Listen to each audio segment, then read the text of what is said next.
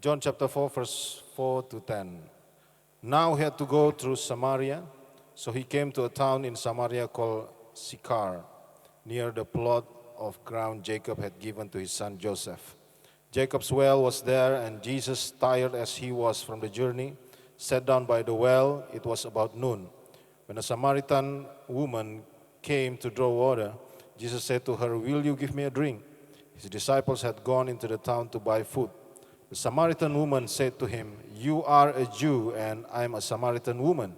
How can you ask me for a drink?" For Jews do not associate with Samaritans. Jesus answered her, "If you knew the gift of God and who it is that asks you for a drink, you will have asked him, and he would have given you living water." Okay. You know that if I come here to preach, I think in my mind that better I preach in the field 10 times than one time here. Because you know, sometimes I feel like I'm foolish. Cerita tentang perempuan Samaria. The story about the Samaritan woman, Tema kita tahun ini, minggu ini adalah berbuah. our theme this month is to be fruitful. Setelah berpuluh-puluh kali saya pergi ke Israel, For many times I went to Israel. saya baru datang ke tempat ini 2 kali. I came here only 2 times. Di sebuah gunung yang namanya Gerizim, In this mountain called Gerizim. yang sampai hari ini dihuni oleh orang-orang Samaria. Until today, there are Samaritan people in there. And you know that the lifestyle still same when Jesus time. Still same. Yeah, they worship the korban bakaran. Yeah, the offering, burnt Yeah, the offering. animal offering, yeah. Still same. And they use white and the kopia here. Dikatakan di ayat yang keempat, ia harus melintasi daerah Samaria. In the verse 4, the Bible says, he had to go through Samaria. Go through. Tetapi dalam salah satu terjemahan, bukan go through from here to there, In one translation, it's not go through from here to there. but like this. Tuhan Yesus mau ke sana, dia sengaja singgah di Samaria. So Jesus supposed to go there, but he purposely came to Samaria. Kenapa? Sebab dia ingin bertemu dengan satu perempuan. Because he wanted to meet one woman. Seorang perempuan yang sangat terkenal di kota itu sebagai orang berdosa. This woman was very popular in that city as a sinner. Kenapa disebut orang berdosa? Why they call her a sinner? Karena ternyata dia kawin cerai. Because he liked to marry and divorce. Tuhan bilang begini, laki-laki yang bersama-sama dengan engkau, yang keenam itu bukan suamimu. Jesus said, the man that is with you, that's the 6th man, and he is even not your husband. Jadi hidupnya penuh dengan kemelut. So his life full with struggle. Saya percaya perempuan ini menikah dengan seorang laki-laki bukan karena kontrak. I believe this woman married with a man not because of there's a contract, Tetapi memang dia mencari kebahagiaan di dalam hidupnya. but she's looking for happiness in her life. Tetapi dari satu laki-laki ke laki-laki yang lain, dia tidak menemukan apa yang dia cari. But from one man to another man, she never found what she's looking for. Sehingga kita percaya bahwa dalam hidupnya penuh dengan persoalan, kemarahan, kebencian. That's why I believe in her life a lot of anger and hatred. Laki-laki yang satu akan mencaci maki dia dan meninggalkan dia, atau dia yang meninggalkan laki-laki itu. Maybe there's a man who will curse her and leave her, or maybe she's the one who curse and leave a man. Sampai kemudian dia menemukan laki-laki yang keenam. Until she met the 6th man. Tetapi itu bukan suaminya. But that's even not her husband. Dikatakan di ayat yang ke-16, kata Yesus kepadanya, "Pergilah, panggillah suamimu dan datang ke sini." In verse 16, the Bible says, he told her, "Go, call your husband and come back." Dia bilang, "Saya tidak punya suami." So she said, "I have no husband." Di bahasa Indonesia sehari-hari, In the Indonesian daily Indonesian version, saya tidak punya suami. Ayat 17, saya tidak punya suami, jawab wanita itu. verse 17, I have no husband, she replied. Lalu Tuhan membuka rahasianya. And Jesus opened her secret. Dari ayat 18. Start from verse 18. Dikatakan sebab engkau sudah kawin 5 kali. The Bible said the fact is you have had 5 husbands, Dan laki-laki yang hidup bersamamu sekarang bukan suamimu. and the man you now have is not your husband. Saudara-saudara, perempuan ini adalah perempuan yang berdosa. So my brothers and sisters, this woman is a sinner. Yang kedua adalah perempuan ini fasik. And the second one, she's a wicked one. Wicked, ya, fasik. Kenapa saya bilang fasik? Apa itu fasik? Why I said she's wicked? Fasik adalah mengetahui firman, tetapi tidak melakukan firman. Wicked means she knew the word of God, but she didn't apply it, she didn't do it. Dia mengetahui Tuhan, tetapi dia tidak mengikuti Tuhan. She knew the Lord, but she didn't follow the Lord. Perempuan ini pada waktu itu beragama Yudaisme. So at the time, that woman religion is Jews. Ya, tetapi buah hidupnya adalah tidak baik. But the fruit of her life is bad. Sudah tahu bahwa setelah kerajaan Israel itu terbentuk, So after the kingdom of Israel was established, raja yang pertama adalah Saul, kedua adalah Daud, ketiga adalah Salomo. the first king is Saul, the second one David, and then Solomon. And after Salomo break, ya, After the King Solomon, it was separate. break, Dia yes. terpecah menjadi 2 kerajaan. became 2 kingdoms. Satu kerajaan utara, ibu kotanya adalah Samaria. So the first kingdom is the northern kingdom, which Dan is Samaria, Kerajaan was the selatan capital. dan kerajaan selatan, ibu kotanya adalah Yerusalem. And the south kingdom capital was Jerusalem. Kerajaan utara namanya Israel, So the northern kingdom called Israel kingdom, kerajaan selatan namanya Yehuda. and then the south kingdom called Jehuda, Kerajaan Judah kingdom. kerajaan utara ini ditawan oleh Asyur. So the northern kingdom was captured by Syria, right? Assur is Syria. Right? No, Syria is Syria. Asyur. Assur, okay. Assyria. Yeah. Ya, ditawan oleh Assyria dan ditinggalkanlah di daerah Samaria. And then they left Samaria, the area of Samaria became Orang-orang yang lemah, orang-orang cacat, orang-orang yang tidak memiliki kemampuan. so the area of Samaria became the place for the deflected people, the crippled people, those who have disability. Weakness. Yeah, those who are weak will stay in Samaria. Dan orang Samaria mengambil dari tawanan-tawanan bangsa-bangsa lain, menempatkan di Samaria. And the Samaritan will take people who are captives from other places and they put them all together in Samaria.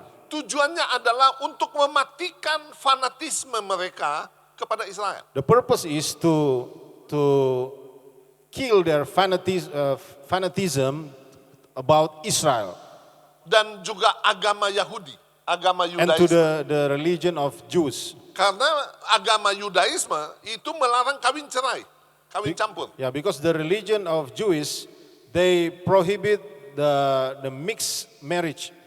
Dan tujuan mereka supaya mereka melakukan pelanggaran akan agama mereka, Their purpose is to make them break the rule of the religion sehingga akan muncul orang-orang yang tidak lagi menyembah kepada Tuhan. so that the people who will not worship the Lord will come up from that city.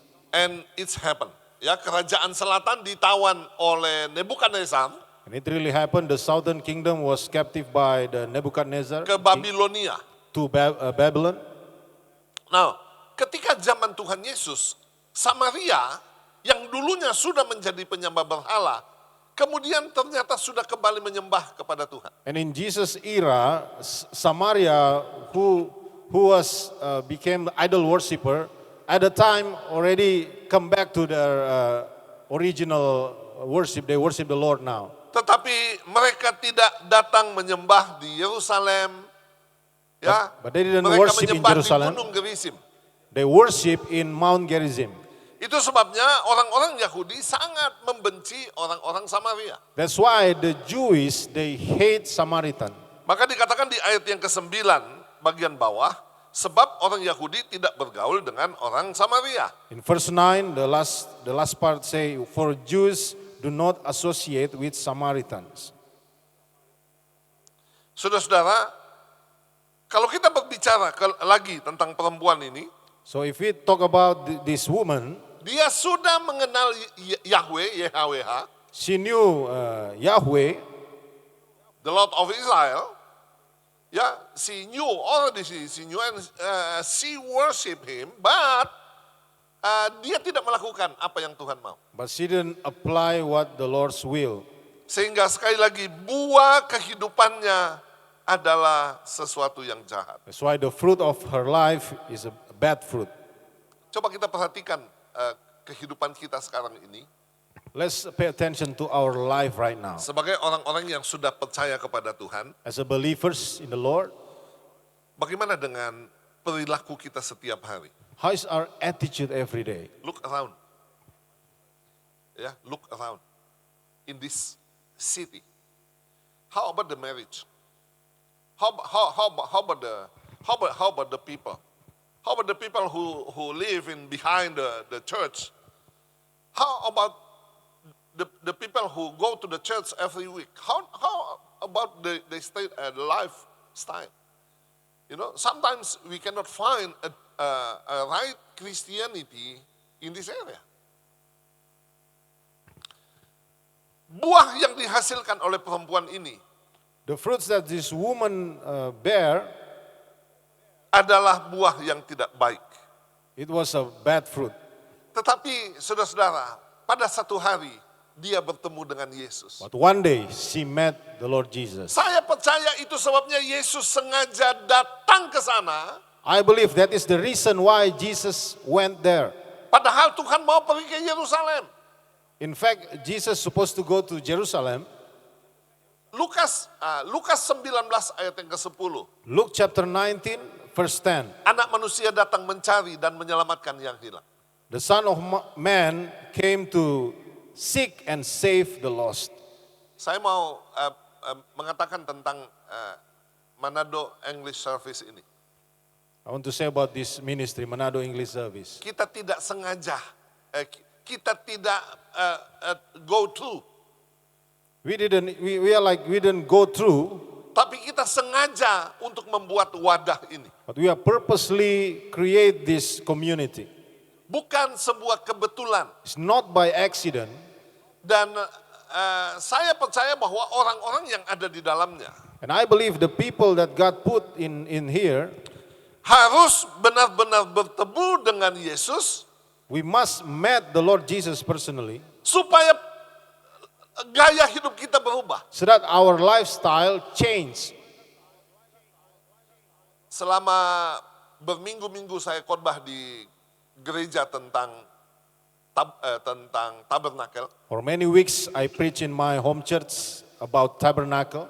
Saya menceritakan kepada mereka tabernakel itu mempunyai 3 bagian. I talk to them, the tabernacle have 3 parts: Halaman, the court, ruang kudus, the holy place, holy place, and the holy of holy place. Oke.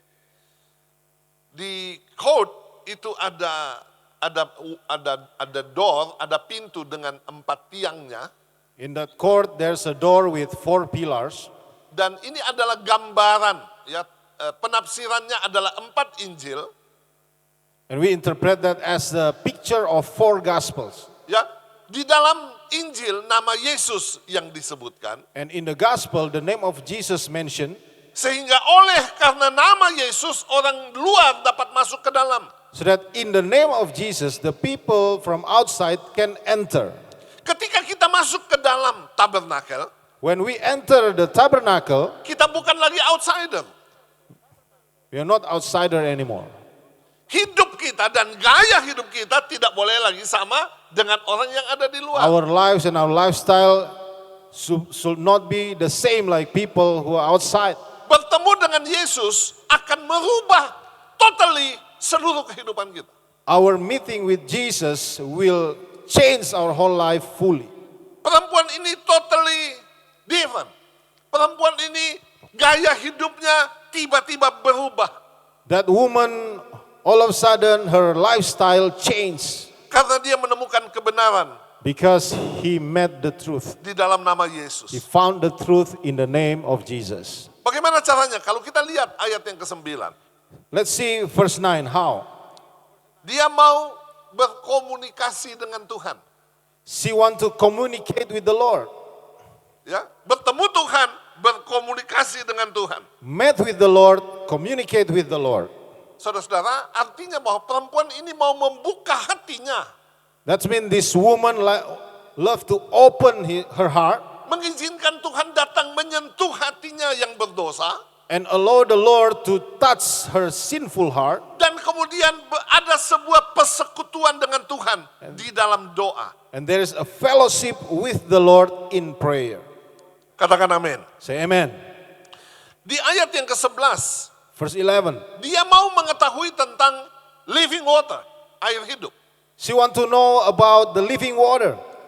Ya, coba kita baca ayat 11. Let's read verse 11.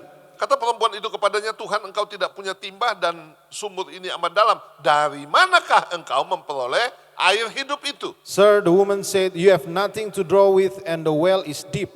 Where can you get this living water? Saudara-saudara, kerinduan untuk mengetahui tentang air hidup itu adalah satu value, nilai yang besar di hadapan Tuhan. My brothers and sisters, the desire to get to know the living water is something very valuable in the hand of the Lord. Saya menerjemahkan ini adalah kita mau belajar akan firman Tuhan. I interpret this as the desire to learn the word of God. Saya di dalam mempersiapkan khotbah, kadang-kadang saya duduk berjam-jam di depan komputer saya. As I prepare my sermon, many times I will sit for many hours. Kadang-kadang saya setelah khotbah 2, 3, 4 kali hari Minggu, Senin saya sudah belajar lagi. After I preach like 2 to 4 times every Sunday, on Sunday, even the next day on Monday, I will continue to learn. Saya akan tanya Tuhan, apa yang harus saya sampaikan? I will continue to ask the Lord what else I need to share. Kadang-kadang ketika saya blank, Sometimes if I feel like blank, Tuhan satu kata saja Tuhan. and I ask, Lord, one word, Satu tema saja Tuhan. one topic, one theme. Dan dari satu kata, satu tema itu saya mulai akan belajar akan firman Allah. And from that one topic, I will continue to learn the word of God. Mempersiapkan semuanya, PowerPoint-nya saya persiapkan. Prepare everything, even the presentation, the PowerPoint, I will prepare. Kami punya tim multimedia yang cukup lengkap. We have a complete multimedia team. Tapi saya tidak mau kasih bahan khotbah dan mereka membuatkan PowerPoint saya. But I don't want to give the material of my sermon and let them do the PowerPoint. Saya membuatnya sendiri. I will do it myself.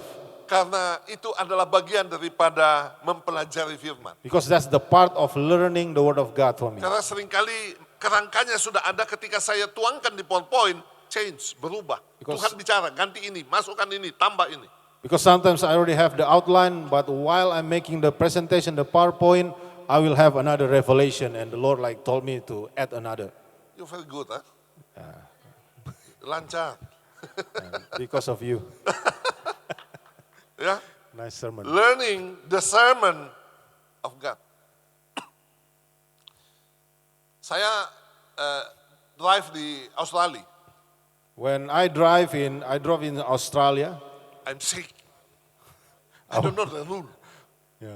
I was shaken, and because I do not know the road, Ya, saya tidak tahu tentang aturannya. Sehingga no. I do not know the rule of the street in Australia. Yeah, in USA I try to drive. No. I don't want. Yeah, it's very strange. Ya, di perempatan, sometimes I'm confused. Siapa yang duluan, saya atau dia yang mau belok? On the junction, I confuse a lot because I don't know who's first. In Tiberias, I drive the bus. In Israel, Tiberias, I drove the bus. Dan saya jalan di sebelah sebelah kanan. And I drove on the right side, Kita jalan mana? Sebelah kiri. on the left side. Dan the driver said that, come, let's pray. Lalu si guide bilang begini, dia bisik, dia bilang, And the guide said, dia salah jalan, dia jalan sebelah kiri. Saya kaget. it's the wrong side. Langsung, oh iya kita mesti jalan kanan, kan dia setir We kiri. have to be on the right side because the stir is on the left side. Kalau kita tidak tahu aturan firman Tuhan, If we do not know the rule, kalau kita tidak tahu tentang firman Tuhan, if we do not know the word of God, kita tidak akan tahu tentang kerajaan Allah. we'll never know about the kingdom of Kalau God. kita tidak tahu tentang kerajaan Allah, If we do not know about the kingdom of God, you will get ticket every day. Oke? Kita akan dapat tilang tiket setiap hari. Ayat yang ke-15. verse 15, Dia mau menerima air hidup itu. the woman said she want to receive the living water. Ya, Tuhan berikanlah aku air itu supaya aku tidak haus dan tidak usah datang lagi ke sini untuk menimba air.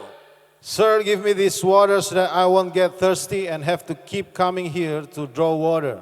Membuka hatinya, membuka hidupnya kepada untuk Tuhan masuk ke Open dalam. her heart for the Lord to come in. Mungkin saya pernah cerita di sini tentang one day Maybe I already shared this story about one day. someone knocked my door in my house, and when I opened the door, I'm very shocked. Why? Because the president of Republic Indonesia stand in my front of my door and said that Shalom, pendeta, and I'm very shaking that. Mr. Jokowi, what are you doing here? And suddenly he said that I want to stay one night in your house. Apa yang kira-kira akan saya katakan? What do you think will I say? I will say, welcome my president. And I shout to my wife then, Mama, stand by the president here. He want to stay in our house one night. And I asked to my son, my daughter that, come and prepare everything. Okay? And when they already prepared the room and my ruang kamar utama, The main room. the main room, and I said to my president that please, president, come to your room. Okay? Saudara-saudara, ketika presiden bangun pagi, besok pagi, So when the next day when President woke up, dia bilang begini, Pak Pendeta ada kopi? and President asked, Pastor, do you have a coffee? I said that, I'm sorry, President, no more coffee. I want to take my breakfast. You have food. I'm sorry, President, no food, no rice, no egg, no nothing, no bread. I will say that. No. I believe that if President of Republic Indonesia come to my house, gubernur akan ada di luar. The governor will be outside. Wali kota akan ada di The luar. mayor will be outside of my Menteri house. Pertahanan akan ada di The luar. Minister of Defense will be. Semua tokoh-tokoh besar negara ini akan ada di luar. All the powerful people in this country will be outside of my house. Ibu Gup akan datang mengisi kulkas saya penuh dengan makanan. The governor's wife will come and put all the things in my refrigerators. Mereka akan datang bawa daging ayam, daging babi. They will come and supply everything, Daging anjing. Chicken, yeah, not pork and dogs. Rumah saya itu akan penuh dengan makanan, penuh dengan minuman. My house will be filled with a lot of foods and drinks. You know why? Jokowi inside. Amen. You know when I tell this perumpamaan itu apa ya? Yeah, parable. Parable in Corpus Christi, and when they get me to take a dinner, the man who take us said that, wow, you're very, very famous.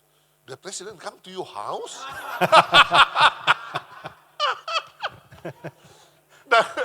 And I said, no, this is just a parable, yeah? This is just parable. Oh, the people think that, benar-benar presiden datang ke rumah. True story. That is true story.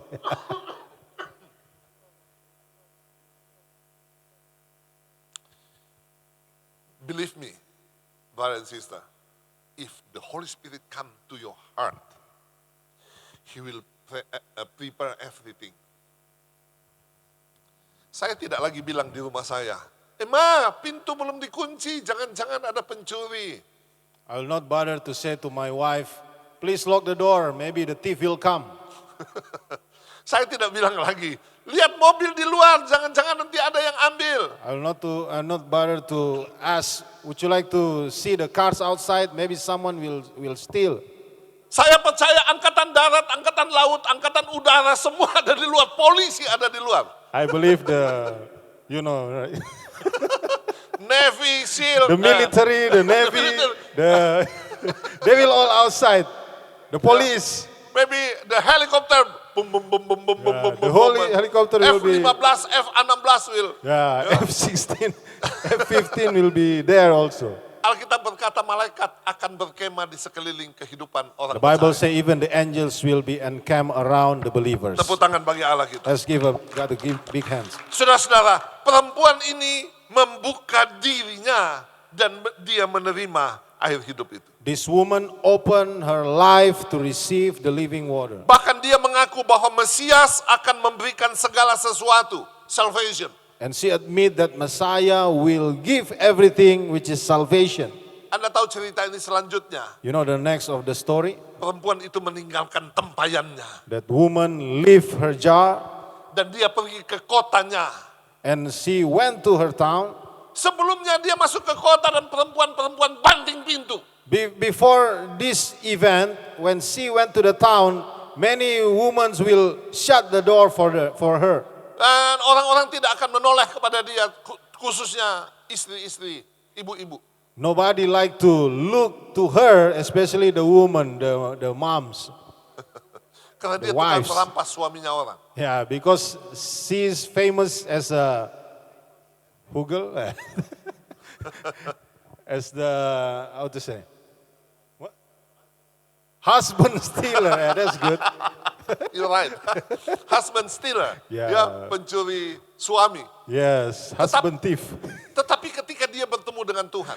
So when she met the Lord Dan dia menerima pengurapan itu. and she received the anointing, Dia pergi ke kotanya. she went to her town, Dan kotanya percaya kepada dia. and her town, the people in her town believe in her. Dulu buahnya adalah kemarahan. Before, in the past, her fruits of life is anger. Buahnya adalah kebencian. It's hatred. Tetapi sekarang buahnya adalah perkataan-perkataan firman Tuhan. But now the fruit of her life is the word of the Lord. Bahkan lebih daripada itu, saudara-saudara. Even more. Ya, dikatakan begini. Ayat yang ke-39. Coba dibaca. Verse 39. Many of the Samaritans from that town believed in him because of the woman's testimony. He told me everything I ever did. Ayat 40. Verse 40. So when the Samaritans came to him, they urged him to stay with them. And he stayed 2 days, and because of his words, many more became believers. Jadi buah daripada perempuan ini berubah dari buah yang buruk menjadi jiwa-jiwa yang diselamatkan. So the fruits of this woman's life changed from bad fruit, became the salvation of many souls. Ada orang-orang yang menemukan keselamatan di dalam nama Tuhan Yesus. There are people who receive salvation in the name of the Lord Jesus. Ayat yang ke-40, Tuhan tinggal 2 hari. Verse 40, Jesus stayed 2 days. Ayat 41, lebih banyak lagi orang percaya. Verse 41, many more became believers. Ayat 42, kami percaya bukan karena apa yang kau katakan, sebab kami telah bertemu dengan Tuhan. Verse 42, they said to the woman, we no longer believe just because of what you said. Now we have heard for ourselves. Ayat 43, 2 hari Tuhan tinggal di sana dan kemudian pergi ke Galilea. Verse 43, after the 2 days, Jesus left for Galilee. The big question is, orang-orang di kota itu yang telah diselamatkan, siapakah yang akan menjadi gembalanya? The people in that city who receive salvation, who will be their pastor, their shepherd? Answer me. Who will be a pastor? We don't know. The Bible not told us about that, but I think this woman will be influenced in this group. Hidupnya itu berubah dan menjadi pengaruh di dalam grup yang baru saja dipercaya kepada Tuhan. Her life changed, and because of that, she will have a great influence in that new community. Padahal dia perempuan yang berdosa. Even though she was a sinner. Saudara-saudara, ayo kita menjadi pengaruh bagi orang lain. My brothers and sisters, let us become an influencer for people. Satu orang kepada orang yang lain. So from one to another person. Tadi malam saya hadir di ulang tahun Pendeta Yudi Tunari. Last night I attend the birthday service of Pastor Judy Tunari, Kepala Ketua BKS AUA. the head of the Association of Religions in Manado. Dan setelah itu kami diajak makan dan di dalam sebuah ruangan kecil. And we ate together in one small room. Ada 2 meja bundar. And there's a two round table. Dan satu meja bundar itu diisi 4 kursi. So one round table have 4 chairs. Ketua Sinode bilang, mari pendeta duduk di sini. So the head of the synod say, Pastor, please sit here. Jadi saya duduk dengan istri saya, sisa kosong 1 kursi. So I sat with my wife and only remaining one empty chair. Dan tidak lama wali kota datang. And one day the mayor came. Jadi meja yang di sana sudah diduduki orang. So another round table already full. Dan istri saya mau berdiri karena ada ibu wali kota mereka berdua. And my wife like to stand because mayor came with his wife. Tapi ibu wali kota bilang, nah, jangan duduklah di sini bersama-sama dan kalian foto-foto lah di sana. But mayor's wife said, no, please take a seat and then we take picture with them. Sebuah kejadian sederhana. Maybe it's a very simple event. Saya hanya ketemu wali kota dan ketua sinode. I only met the head of the synod and then the mayor. Tapi saya merasa terhormat. But I felt like I received honor. Karena banyak yang lain yang duduk di luar begitu. Because more people actually sitting outside. Hamba-hamba Tuhan. Yeah, even they are pastors too. Tetapi saya akan merasa lebih terhormat ketika saya bertemu dengan Tuhan Yesus. But I will feel more honor if I met the Lord Jesus. More than everything. Say amen. Ya, more than everything. I was born again 1992 in Tanah Toraja in Makale. Yeah, and that time I work in a beer company.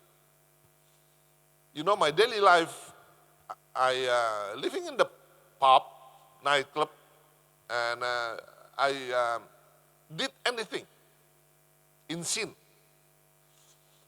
When Jesus came to my heart, 1992, 29 April 1992, we got baptized in one pool in Toraja. And my life changed. You know, the cigarette, the big one, 4 boxes a day, gone. Alcohol, gone. And everything is gone. And I know that we have one big hand, powerful hand, can change our life. Ya, saudara-saudara, dan sejak waktu itu hidup saya berubah. Since that time my life was changed. Seperti perempuan Samaria ini berubah. Just like the Samaritan woman changed. Dan saya pergi ke mana-mana, ke kampung-kampung, ke desa-desa, ke pulau-pulau. Everywhere I go, in islands, in the villages. Untuk menghasilkan buah. To bear fruits. Buah jiwa-jiwa yang dimenangkan untuk Tuhan. Souls that we bring into the kingdom of God. Saya berdoa bahwa wadah ini. I pray this community. Kalau teman-teman yang dari luar mau datang memberitakan Injil di sini. If you from another country, you come all the way to preach the gospel here. Hebrew language said that toda rabah, sie. Terima kasih. Thank you. Ya, kita pun harus menghasilkan buah di dalam kehidupan kita. Let us continue to bear fruits in our life. Let us pray.